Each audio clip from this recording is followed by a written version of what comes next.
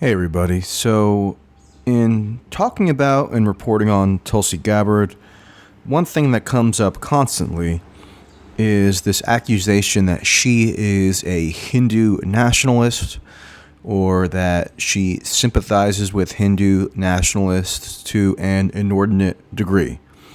I actually asked her about this in the podcast I did with her in March, and it's a recurring theme whenever she comes up as a topic of discussion. So I wanted to speak to somebody who has a unique perspective on this matter, and that is Suhag Shukla, who is a co-founder and executive director of the Hindu American Foundation in the United States, and is somebody who has known Tulsi for as long as she's been in Congress. So here is my conversation with her. I try to represent what I feel to be the opposing viewpoint as best as possible, just to challenge and probe her to some degree. And here we go. Okay, I am with Suhag Shukla from the Hindu American Foundation. Hello. Hello. And I pronounced the name correctly, yes? Yes, absolutely. Before we started recording, I asked you just to give me a brief lesson on it because I knew there was a high potential I could humiliate myself with the pronunciation, but I avoided that. I appreciate that. So you and I spoke for the first time in January of this year, shortly after Tulsi announced her campaign, just because at the time there was a huge amount of accusations being leveled in numerous areas, but specifically for your purposes in relation to her attitude toward Modi, the now re-elected Prime Minister of India, and quote-unquote Hindu nationalism more broadly. Can you just summarize your perception of how that's all unfolded, and then kind of tie it into your position at the Hindu American Foundation? Sure. So, we've had a good relationship with Tulsi Gabbard, and we have a good relationship with many lawmakers. But with her kind of historic candidacy as the first Hindu American to be elected to the U.S. Congress, and the first, as I mentioned, our relationship is probably the longest with her amongst now the four other Hindu Americans who are serving in Congress. And so, when we received word that she may be announcing her bid for president, as the leading Hindu American advocacy group, we knew that, again, she was going to be making history, but that also there might be a spotlight on the Hindu American community.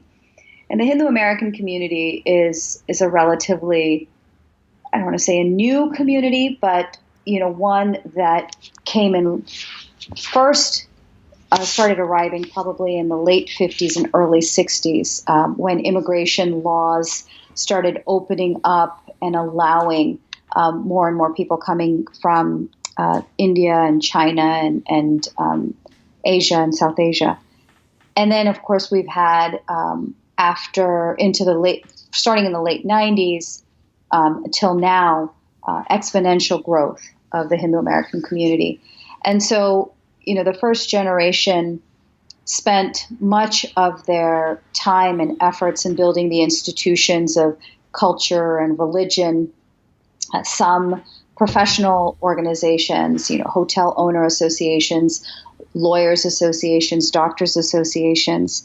But where we had not seen much investment, I would say in the past 15 years, was in the civic space, seeing Hindu Americans getting involved in some form or another at the local level or at the federal level in elected office. And so it's, or even, getting involved on Capitol Hill as staffers or at the local level in civil rights organizations. So in this kind of public square, we're just starting to find our voice. Really, HAF's been around for 16 years now. And I would say that we were probably on that early end of seeing more and more Indian American, Hindu American, Muslim American people from India coming to fore in these areas. So, when you have a community that's just starting to find their voice, one of the other challenges we also face is misunderstanding about the tradition, who we are, and just like any other religious or ethnic community, constantly being put in a position to prove our Americanness.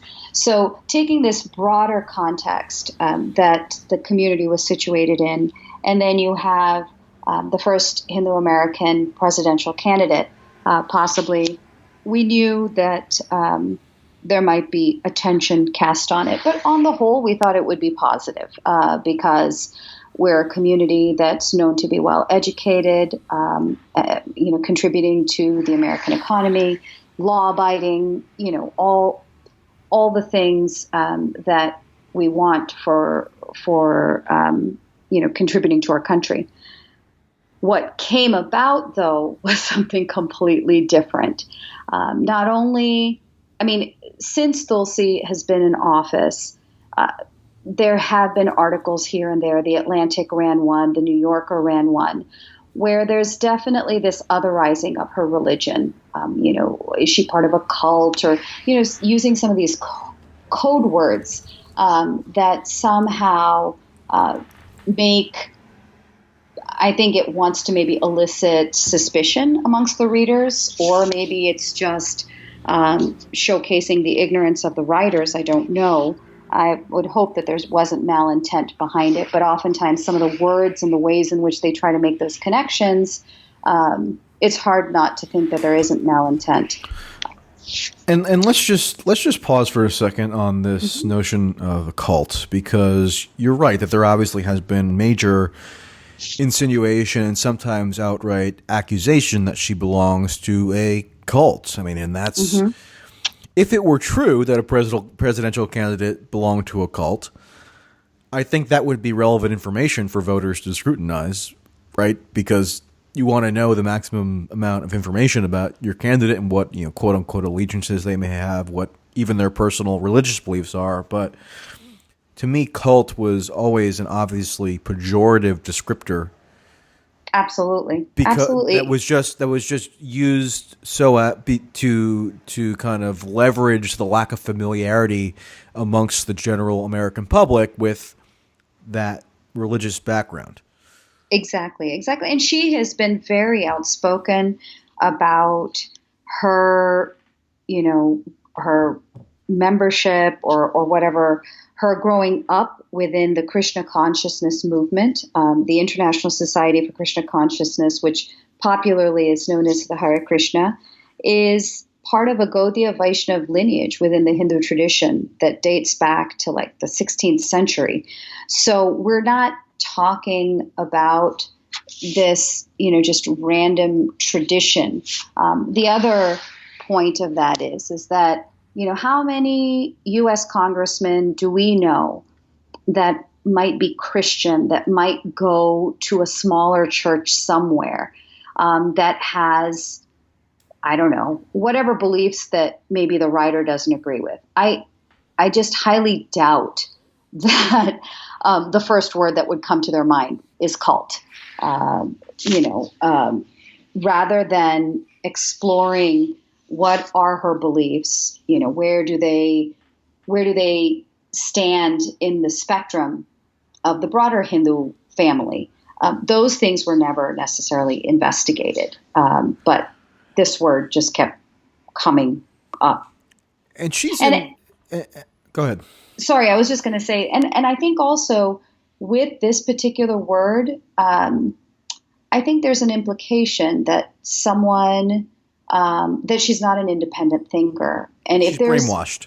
yeah, exactly. And if there's anyone right now serving in the U.S. Congress who's an independent thinker, we had Senator McCain, who I would have put in that category of, just really thinking through the issues and doing what's right, regardless of which party had sponsored something or, who were signing on to something or supporting something. I think Tulsi Gabbard is a close second to that, if not, well, now, she's, I think, second to none in terms of that independent thinking, approaching issues with an open mind, looking for solutions. Well, I think McCain's status as a maverick was a little exaggerated and overrated, but we don't have to go down that tangent. Tulsi's in a bit of a unique position, right? Because she's not ethnically Indian; she's Polynesian, and she is a convert, meaning that she chose to enter the religion as an adult. Well, right? Which is not the typical experience for Hindu American. Well, so yes, the vast majority of Hindu Americans are of Indian origin. But from what I know, her mother had converted, and she was raised as in a Hindu household, although her father, I believe, identifies as Catholic. And then as she got older, she made the choice to identify as Hindu, but she was raised Hindu. Right. So conversion wasn't the right word, but she made a conscious choice to adopt at a certain point. I think so. I think that, if you're going to be talking to her again, that's probably a good question to ask her. I don't want to speak on her behalf, but my understanding was that she was raised with the teachings of the Gaudiya Vaishnava tradition because her mother had definitely converted. But that being said, there are many Hindus of non-Indian descent. I don't know that I necessarily have numbers on that, but there are certain denominations, for lack of a better word, that have attracted Caucasians, African Americans, Latinos, ISKCON being one of them, but the Transcendental Meditation movement would be another. But Art of Living has a number of Hindus or people who are, of non-Indian descent who I now identify as Hindu. The Hugging Saint Ammachi. I mean, the list goes on in terms of people who come to Hinduism who weren't necessarily born into it. Yeah, and as you were listing those denominations or factions or whatever the correct term would be, I can just imagine the typical American hearing those words and just sounding incomprehensible to them, right? So they have no context for what those words mean. They have no even basic familiarity with the tenets of Hinduism, which is a sprawling, multifaceted tradition that has ethnic components and so forth, which is why it's been easy, comparatively, for the the average American's lack of knowledge about Hinduism to then be cast in this kind of sinister light and used to, quote, otherize Tulsi in a way that just wouldn't be acceptable if it were done with regard to Judaism, Christianity, even Islam in some cases. I don't know, is that your impression? Absolutely. Going back to your first question and what we were preparing for, while we knew that there had been, negative or kind of these sinister agendas or innuendo towards Tulsi and her religion, when it was just Congresswoman Tulsi Gabbard, not presidential candidate. Or when she did meet with Modi, there were accusations even before she was running for president that, why is she meeting with him when every other congressman, so many of them were meeting. I mean, India is the largest and only democracy in that region. U.S. and India have had a strong and vibrant relationship for, I mean, it's gone through different rough patches, but, people jokingly called the relationship between Prime Minister Modi and President Obama as a bromance. So, her Obama wrote a column in Time magazine, or like a small blurb. He did. Calling Modi, quote, an inspiring model for the world, which is, I think, more effusive than anything Tulsi has said. I mean, she's said some offered diplomatic niceties and such, but I think Obama was a lot more overt.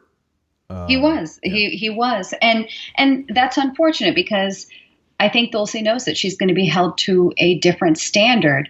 But I think the hypocrisy in all of this is that, first of all, as she announced her presidency, not only did these same accusations start brewing, but now Hindu American donors to her candidacy were being targeted as well. And I know you're familiar with two of the stories. I think one was run by The Intercept and the other one by Sludge. But to go through, and Sludge is just a nonsense garbage outlet. So let's not even comment on that one. Okay, the Intercept so we won't one even is more talk about that. But I think the Intercept one was especially dangerous, because then you did have other, quote unquote, more mainstream outlets like Mother Jones and I think Vox and the Religion News Writers Service citing to this one article. And the article, now the line has been removed, but the reporter, who is South Asian herself, probably. And by the way, sorry to keep it interrupting, the line was removed because I personally complained about it. Otherwise, it would have stayed up in perpetuity.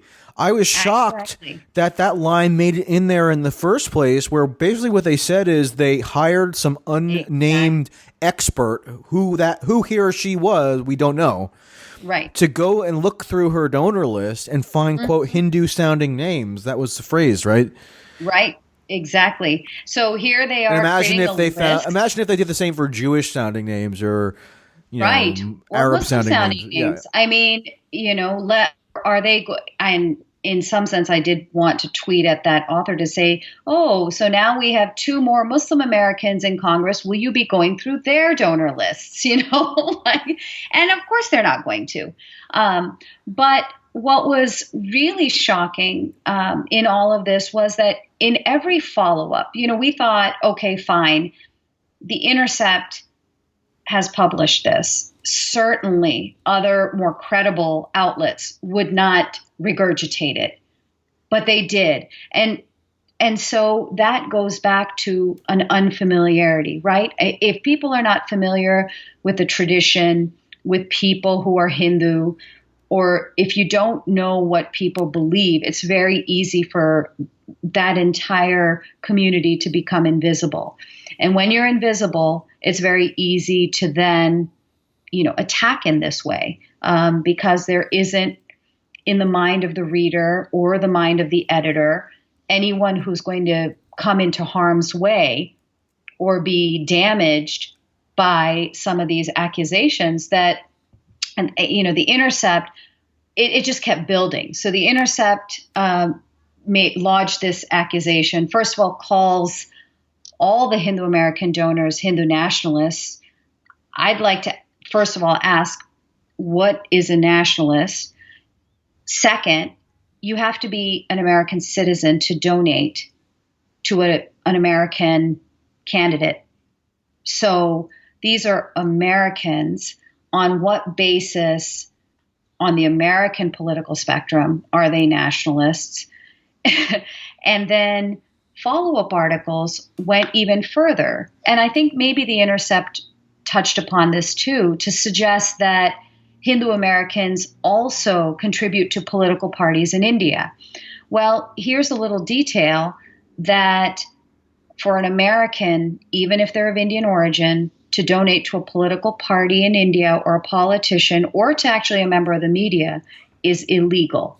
So here you have newspaper outlets first of all, insinuating that Hindu Americans, just by the very nature of being Hindu American, then donating to Tulsi, Tulsi met with Modi. These Indian Americans also like Modi, therefore they're all nationalists, and therefore have a sinister agenda. And guess what? They're also breaking Indian law without a speck of evidence. No paper trail, because if there's money involved, certainly it should be easy enough to find a paper trail. And if not, how about some firsthand interviews? But none of that, none of the basic requirements that I feel are necessary for a honesty in the media or ethics in the media were present in that subsequent coverage and in the original piece. Mm-hmm. Well, Glenn Greenwald did just do a very good in-person interview with Tulsi. Did you see that from a couple weeks ago? I did do that, and that's why I wish I could have been there to ask him, why did you let this trash get published on your platform? Well, he didn't. He's not involved in every day-to-day editorial judgment. I get that, but there was enough outreach to him that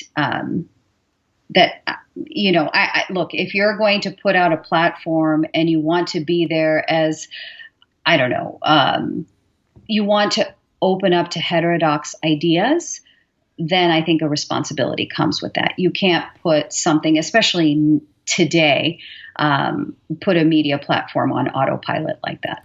I think it's irresponsible. Yeah, I mean, I only brought him up to say that at least The Intercept institutionally did make amends for it in a sense, because they did one of her very few fair interviews that actually elucidated her views rather than doing these stupid gotchas.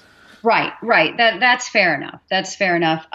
They could do one even better by removing the article, or at least making the corrections more overt. Well, I mean, the correction that I forced is so humiliating and discrediting that effectively the article's retracted or has no credibility.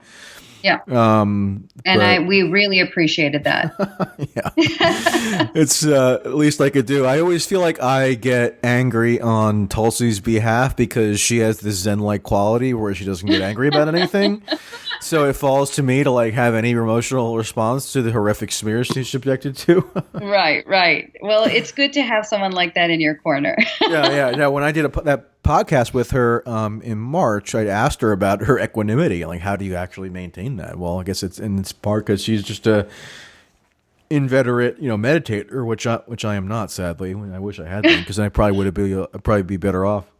Well, I think that where you arrive at your policy stances or the facts that you base them on, if you're doing your due diligence, there's not any reason to get angry, quite honestly, because you have the facts behind whatever you're going to say or do. And I'm sure meditation helps. Yeah. I should say I don't get visibly angry. I react to what I see as unfair coverage in an assertive way, let's say. Sure. So let me ask you this. So Modi was just reelected to a 5-year term, and Tulsi did put out a statement congratulating him. It would seem like a pretty generic diplomatic offering of niceties. Again, nothing unusual. Mm-hmm. But there are people who object to this, and they say that it's morally abominable for an American presidential candidate, and especially one like Tulsi, who is at least perceived as appealing to some segments of the left, to offer accolades to Modi. Mm-hmm. What do you think, and this is something I try to do with a lot of people I interview or that I converse with in a long-form way, what is the strongest case that those left-wing critics of Tulsi have a point, right? Not saying that you have to endorse their view, but what is the strongest possible argument in your mind for why it would be a bad or undesirable thing to offer praise to Modi in that way? Is there any legitimate argument there? No. I mean, look, it's like, well, we support free speech so long as you're expressing something that we agree with. We support democracy so long as who we think should be in power comes to power. I mean, it just, the fact that we had a historic election that, you know, the world was able to witness with, what was it, like 60% of those eligible. I think there were 900 million, and don't quote me on these figures. I believe there were 900 million eligible voters, of which 60% turned up. We could only dream of that sort of turnout. I mean, that's testament to the Indian people coming out and making a choice, and their choice was overwhelming. It cut across all classes, all religion, and gender. So, you know, if we're going to be this beacon of democracy, then we need to support democracy where it's happening. And I think it's really patronizing that when someone wins with such an overwhelming majority, to say, oh, well, they're all mistaken. We here, English-speaking media people, know all the facts for real. They need to be, you know, schooled on how horrible Modi really is, even though we live here and they live there, and perhaps they have benefited from programs and things that are being instituted on the ground. Look, India is a complicated country. It's a developing country. There are places where infrastructure still needs major, major investment. There are law and order issues. There are interreligious tensions. But the fact of the matter is that every minority religious community has grown. You do not see some major exodus of any religious community from India. You see that from Bangladesh or from Pakistan, certainly, but I have not heard of any exodus of minorities from India. So, you know, this critique from the left of, and this is not to deny that there are interreligious tensions and there's law and order issues on the ground, but I think that the bar or whatever narrative that the accusations against Tulsi about India are based, and that narrative, I think, is not a truthful narrative. It might have elements of the truth, but it doesn't give the whole picture. And then I think there's an innate hypocrisy of holding Tulsi to a different standard than any other congressman. I mean, if they're criticizing her, have they done the research to see which other congressmen sent out notes of congratulations? And why are they not targeting those congressmen? Mm-hmm. Yeah. And, you know, one thing that always causes me to bristle is that you'll have these American journalists and media people and others making snap judgments about a extremely complicated democracy on the other side of the world that they have no firsthand familiarity with. They don't speak the native languages. Mm-hmm. You know, they don't understand the intricacies. And these are the same people who can't even competently analyze what goes on in, like, Pennsylvania. Right? Well, the other thing that complicates the matter is that a lot of these journalists are also of South Asian or Indian descent. And to just presume that because someone is brown, that they're now an expert on all things Indian, or that they themselves don't have an opinion that's bleeding into their reporting. And it's honestly, I don't even know if it's reporting. Like, you look at something like the New York Times, and I think they had 14 different op-eds on the Indian election, and the overwhelming majority of them were negative. But you're not seeing necessarily that sort of negative coverage. You know, you're going to get a more diverse spectrum of opinions if you look at papers then that are based in India, obviously. But I think there's also just this confusion that's caused, or maybe misperceptions and misstatement of facts are perpetuated as a result of Indians also being part of that ecosystem, but giving them the benefit of the doubt that they don't have a political opinion on the matter. And so that maybe they're a pro-Congress person who's now writing, vehemently against the Modi government. So it's complicated in a variety of ways. Certainly there's, the non-Indian Americans who may just not know what's going on the ground. And there's language barriers and even just ignorance about the basics on how the system works. But then complicating that are oftentimes their sources and the bias that their sources may have, and not being able to recognize that. Yeah, and just to be clear, I am sure that there are legitimate criticisms of Modi. I'm sure there are. I know that there are plenty of people in India who level such criticisms. Yeah. My criticism is not about Modi per se. It's about the twisted logic used to, to malign somebody like Tulsi, who does something as simple as offer a diplomatic congratulations to a prominent world leader. I just don't see the harm in that. And I also think Tulsi has demonstrated time and time again that she's willing to engage with virtually anybody. I mean, she met with Trump after he was elected. She met with Assad famously. I mean, it's just kind of what her philosophy is. So, I mean, the only thing, I mean, there's only one word to describe what it is, and it's bigotry. To hold her to a different standard than others, and I would extend that to, Raja Krishnamurthy or Pramila Jayapal or any of the other Indian American or Hindu American congressmen. If you're going to hold them to a different standard simply because of their religion. And the irony here is that Tulsi's not even of Indian origin. So,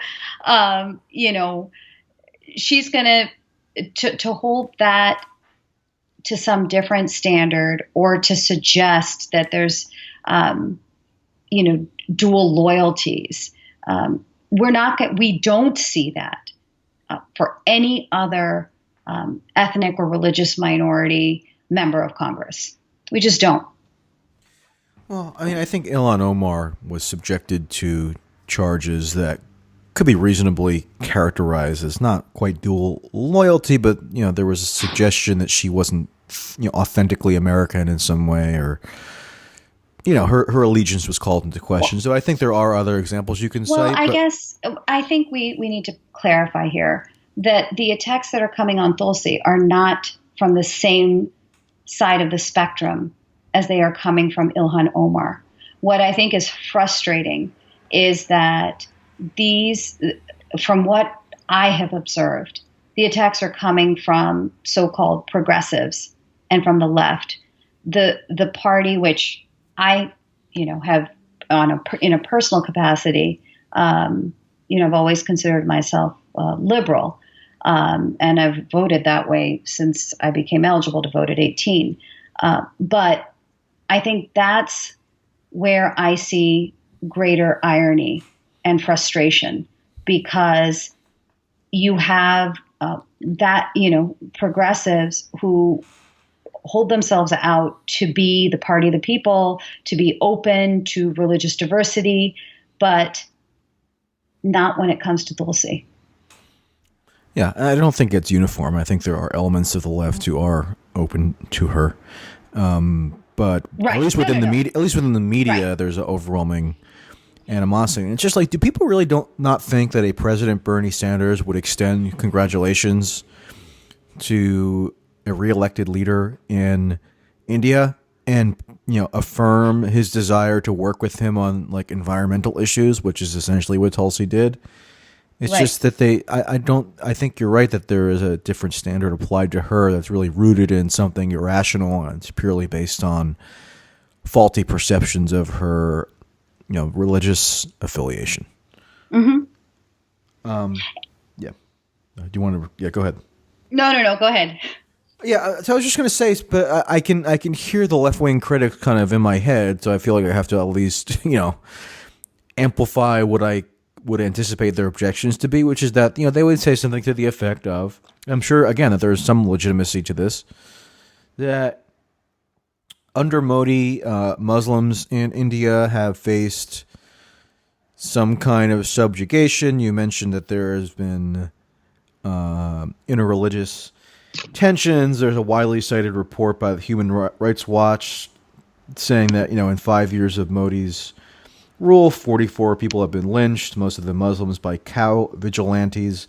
44 people in a country of, I'm not sure how many hundreds of million. 1.3 billion. Right, 1.3 billion. It's not like a huge number, frankly, but you get that I'm not saying that that's good for people to be lynched. Obviously, it's horrible, but you got to keep it in perspective. Well, but I think that, again, these are, and I condemn any type of vigilante or mob violence. And in some sense, I feel that I have to say that up front, because if I don't, then again, the same sorts of accusations that are lodged against Tulsi about, Hindu nationalism or being a proud Hindu automatically means that you're against others. So I do want to put that out there, that not only me in my personal capacity and where my ethics and values lie, but even the Hindu American Foundation has condemned these incidents when they occur and where we have enough facts for what's going on the ground. But I think that oftentimes what we need more of, rather, let me go this direction, is understanding how other countries work. And we can't just base it on what the media might say, because there are these inherent political biases which then color the facts. But I think there's enough where you can go to the Constitution of India, you can go and look at the governmental policies, and know that there are many, many programs that specifically have been grown, in fact, in the past 5 years to benefit minorities. The whole understanding of secularism in India is very different from what it is here. Here we have probably what's a more clear separation between religion and state, while in India it's more a model of accommodation. So you have a minorities affair ministry that has almost, I think, a $700 million budget. And that money is earmarked to just help religious minority communities. And those can be programs ranging from education to social economic empowerment. And then there's oftentimes at the state level, first of all, in India, whether you're looking at the equivalent of the federal level of government or the state level, there's representation of religious minorities and people of all faiths across the spectrum in politics, in business, in media, and in Bollywood. So I think that there's a lot of broad claims that are made, and fixating on certain instances, but not really taking into account the whole picture. I will be the first to say that there are law and order issues of corruption, issues of lack of governance that plague the country. And, at least on my visits every other year, I've been seeing remarkable improvements in the last 5 years. Mm. And then you also have just this general notion that the BJP is a, quote, Hindu nationalist party, and they're trying to impose a Hindu supremacist agenda. That's how I've seen it characterized in different media reports. And inherently, that must mean that minorities are being subjugated. And yes, you could find discrete instances of that happening, I'm sure. And I'm sure certain people in India would have a far broader critique that probably has some merit to it. But how that reflects on Tulsi, I just don't know, right? The only connection is that she identifies as Hindu. And if that now becomes a reason to cast suspicion on someone, then we're in a dangerous time. And I would, be really worried because we're just starting to see more Muslims and Buddhists and atheists and whatever, whether it's religion or ethnicity. When we have a diversity of opinions, we're going to come upon better solutions. Yeah, it might be harder to get there, but diversity is a good thing. A democracy needs to represent its people and the diversity of its people. So it's problematic. And what's even more so is that more people in the media, I mean, you're one of the few vocal, one of the few voices that's calling this out. Where's everyone else? Why isn't anyone else in mainstream media saying, wait a minute, this is not right? They jump up and say it for, members of other faiths. That's the way I see it. From where I'm sitting, if Tulsi were Jewish or Muslim, there would be a zero tolerance for some of the things that she's had to face. Yeah, well, I'm the last to consult for any reassurance about the ethical conduct of the media recently, so I can't give you anything to be optimistic about on that front.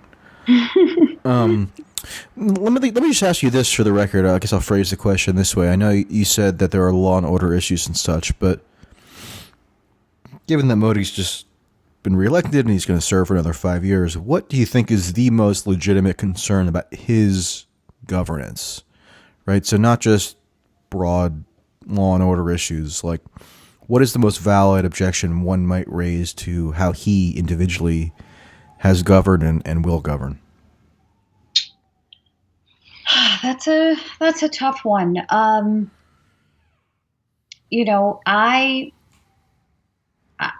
not a close observer of all of the policies, but I think that a lot of promises have been made on the campaign trail.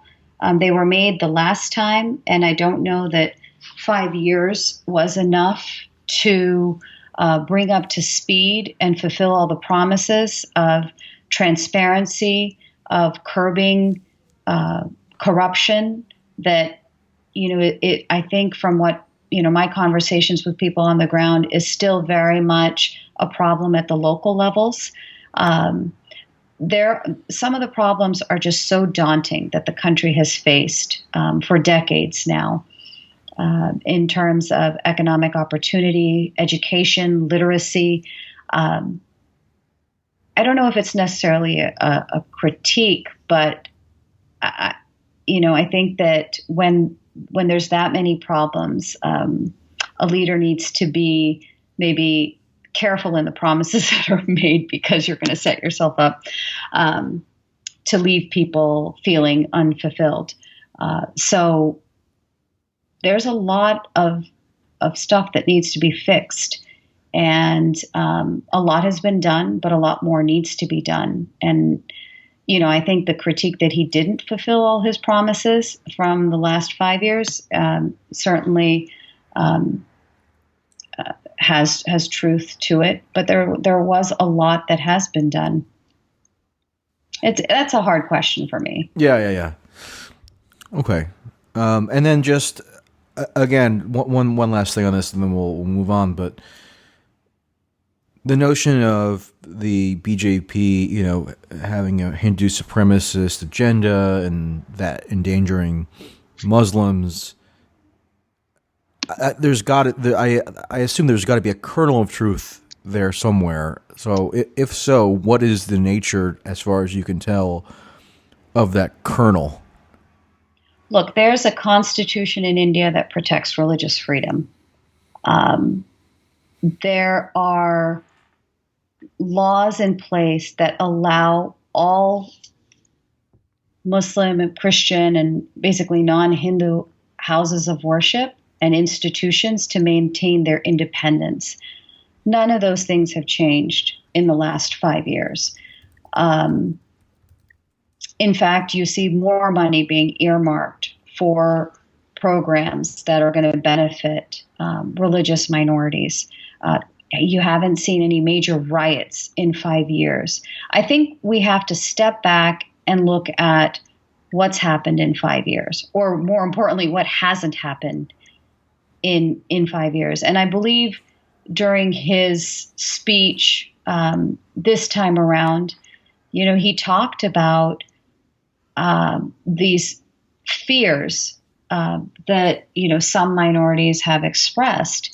Now, whether they're legitimate or not, that's not for people to question. If someone is fearful, they're fearful. But he said, these next 5 years have to be spent earning people's trust, that it's not just about inclusive growth and working together towards that, but it's also earning the trust of all Indians. And, at least listening to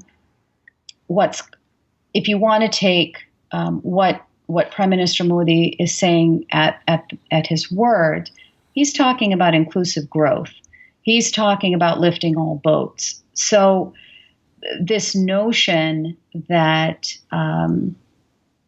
that some of the challenges that minorities face are directly stemming from a particular party, I think that needs to be investigated a little bit further by talking to people on the ground, visiting the country, see what's going on. That's what I try to do every time I go back, talk to my rickshaw drivers and see, try to get a pulse of how people are. And I happen to be, my parents are from Gujarat, so I'm a Gujarati, which is where Prime Minister Modi was the governor for 10 years or so.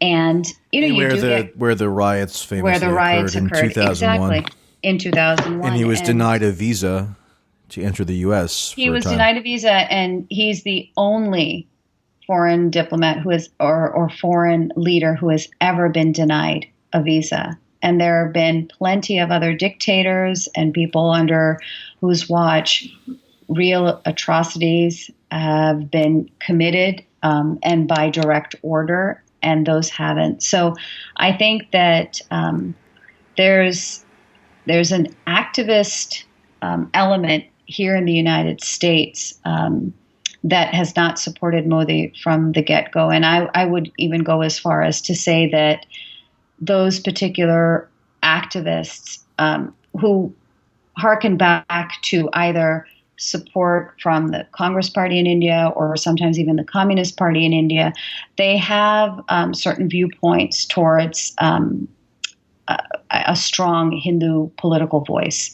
And that's why I think that some of their ire gets cast on Hindu Americans, because they're trying to create a false equivalency between things or beliefs that they have about Hindus in India and the majority coming into power and what that might mean for minorities, and then turning it around and applying it to Hindu Americans here without, paying attention to the fact that, well, Hindu Americans are a minority here. And again, for the last time, I just want to emphasize that I'm sure some of those people, whether even in America, have legitimate grievances about Modi that you could debate and discuss for hours and hours.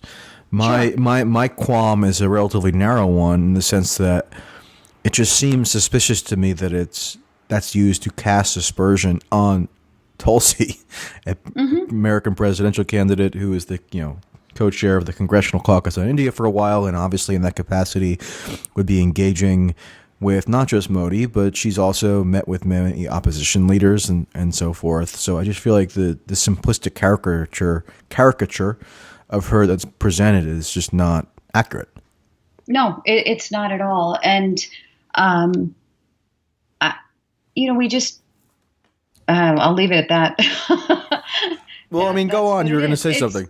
Well, there's just, it's like a bad combination of bias, ignorance, and double standards that come together in this when you have a democratically elected leader in India who wins by an overwhelming majority across, again, like I said before, all backgrounds. And still is, no person is without their flaws and no party is without their flaws. And, as I said, there are many, many challenges in India. But the people voted and for 5 more years.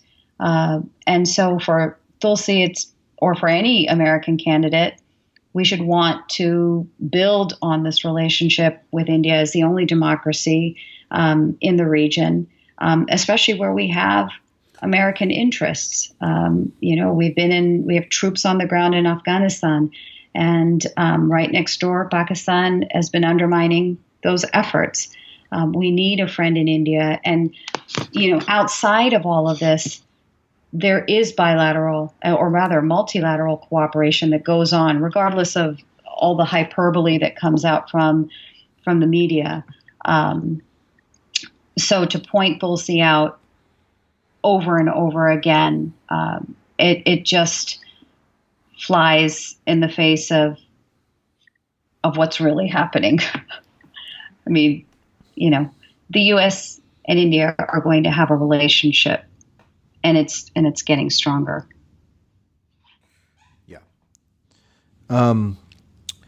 Could you just describe, because in some of the media reports that mostly came earlier this year, there hasn't been as much lately, but a lot of them, they characterize the Hindu American Foundation as if it were an avowedly, quote, Hindu nationalist organization, frankly, if it had a specific political slant.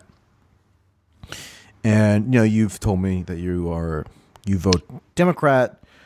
But HAF is nonpartisan. Right. It's not nonpartisan, but just describe the overall orientation of the organization.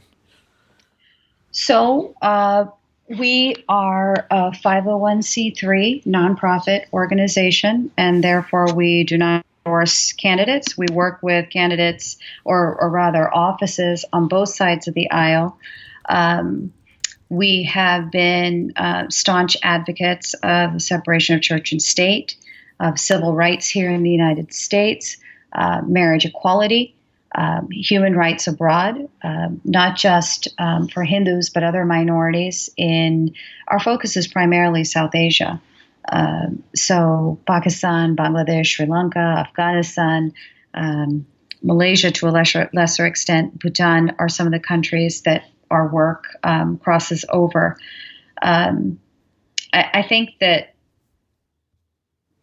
this whole notion of throwing Hindu nationalist is a way to kind of discredit an organization, but not necessarily have any facts to back it up. It's enough in some circles to just say Hindu nationalist, and that will discredit you. It's in some sense a very niche new McCarthyism, so that they won't engage on ideas. They will ignore our track record on all of these quote unquote progressive issues.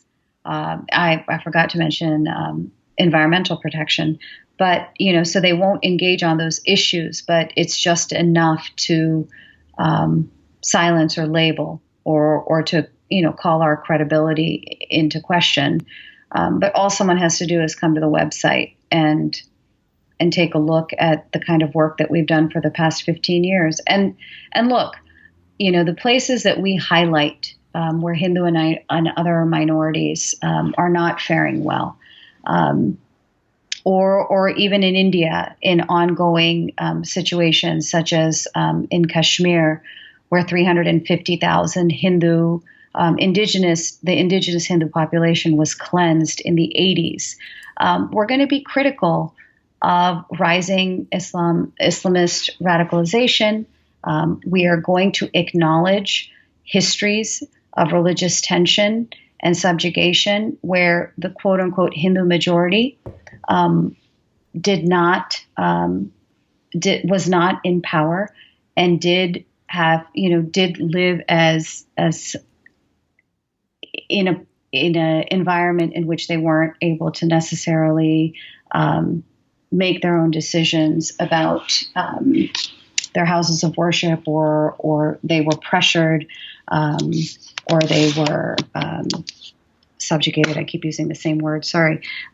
So we're going to acknowledge that history. That does not make us anti-others. And there is a Hindu American PAC, which doesn't have a formal affiliation with the foundation, but or just describe what the relationship, if any, is. I know there's some overlap in personnel. Is that right? Yeah, they're two separate entities. We're a nonprofit. We, like I said, don't endorse or support any candidates. We work with candidates across both sides of the aisle on issues that, if there's an office that's willing to support our platforms on, all the issues that I mentioned before, we'll work with them. The PAC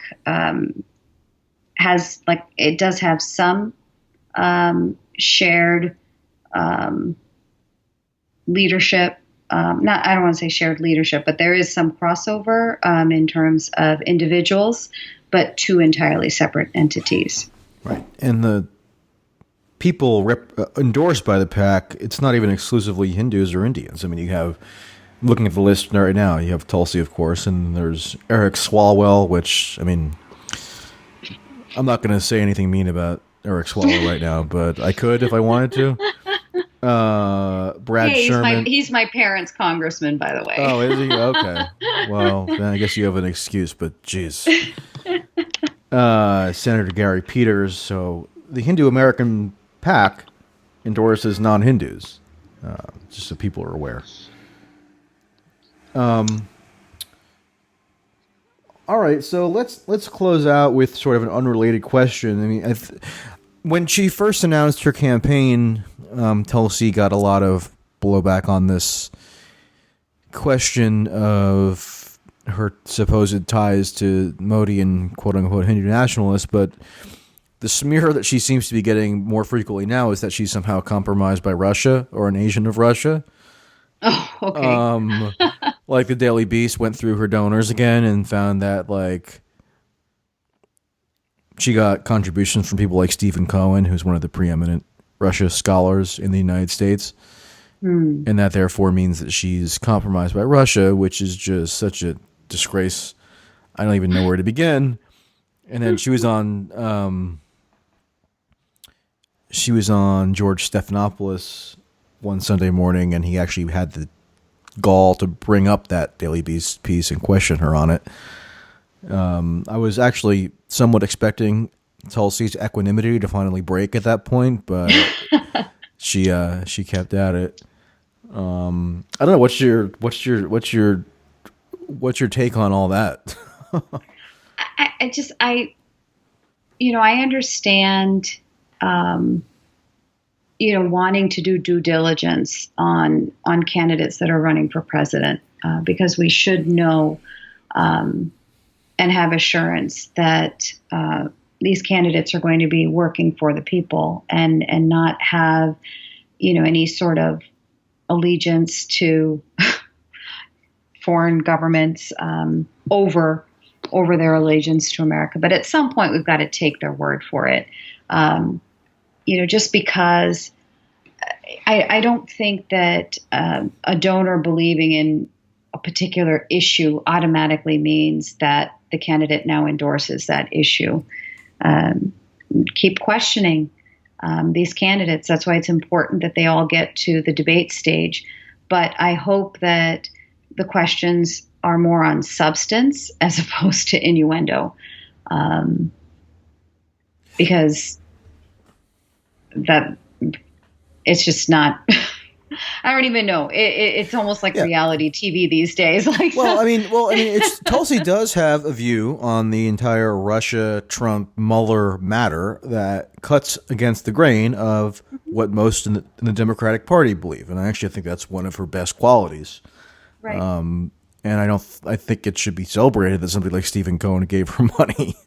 But instead, it's done. This whole innuendo thing is done to discredit her substantive beliefs about this issue, rather than engaging with them on the merits. They just point Right. to supposed, malefactors who support her, and it's just an excuse to not, deal with, again, the substance of what she's advocating.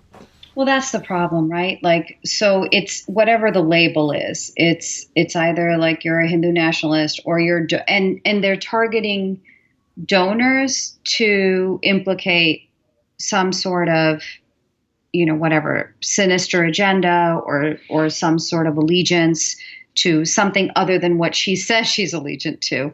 And there isn't any countering of the arguments or the ideas and the facts. They all remain unchallenged.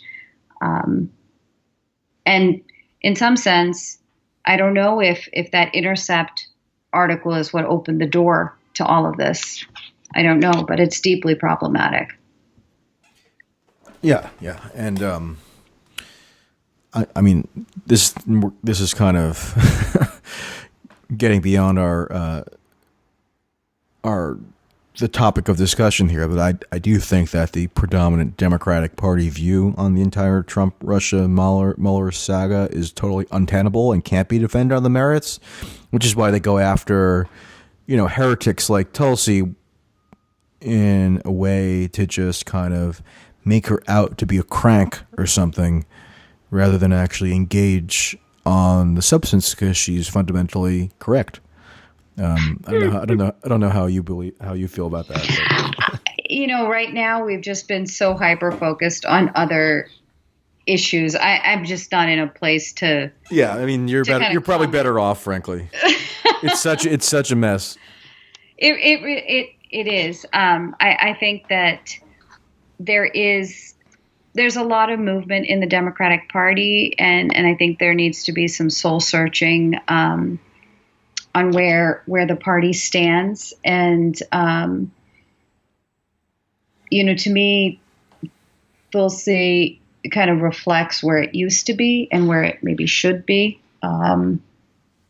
So I'm looking forward to the debates, and hopefully more people get a chance to hear from her. Yeah.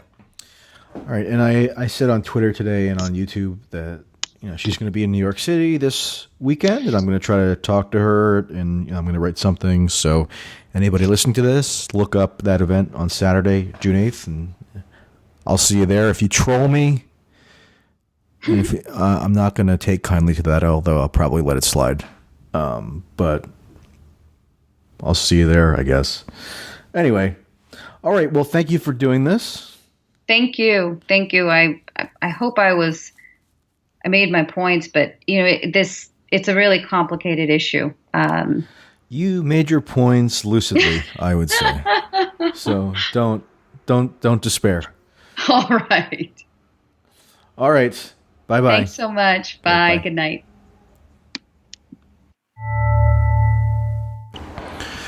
All right. There you have it. Please remember to support the podcast on Patreon and on PayPal.